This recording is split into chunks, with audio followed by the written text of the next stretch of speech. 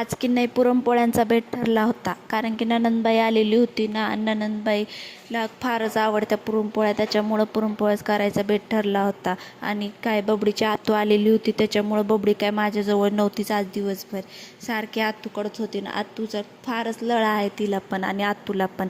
आणि आतूबाई येण्याचं कारण म्हणजे ना, त्यांच्या हाताला म्हणजेच बबडीच्या पप्पाच्या हाताला आहे ना लागलेला फ्रॅक्चर झाला होता. त्याच्यामुळं ते आतूबाई बघायला आलेली होती. आणि आतूबाई अशी वागत होती जशी काय आम्ही नाहीच तिथं, बबडीच आहे तिथं. बबडीलाच घेऊन बसलेल्या होत्या सारख्या, कारण की बबडीचं फारच लळ आहे आणि कधी भेटू असं होतं त्यांना पण.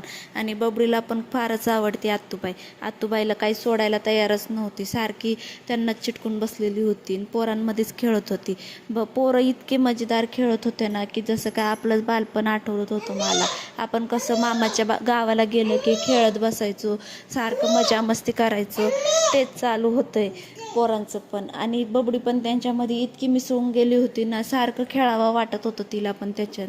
आणि घरात येऊन बघते काय इतका किचन ओटा घाण झालेला होता ना माझा, कारण पुरणपोळीचा स्वयंपाक म्हटलं घाण तर होणारच. त्याच्यामुळं पटापटा मी पण साफ करायला घेतला, कारण की तो जर साफ दिसला नाही ना मग मला तर जेवणच जाणार नाही आणि काहीच होणार नाही, काम पण होणार नाही. त्याच्यामुळं पटापटा बबडी आतूकडं होती म्हणून आवरायला घेतलं, कारण बबडी असली ना मग तर नसतंच झालं शक्य एवढं.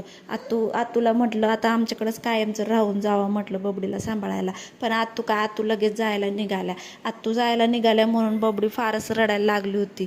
बबडीला रडू आवरत नव्हतं, पण आतूला पण जावं वाटत नव्हतं. पण काय करणार ना, पोरांची शाळा असल्यामुळं जावं लागतंय.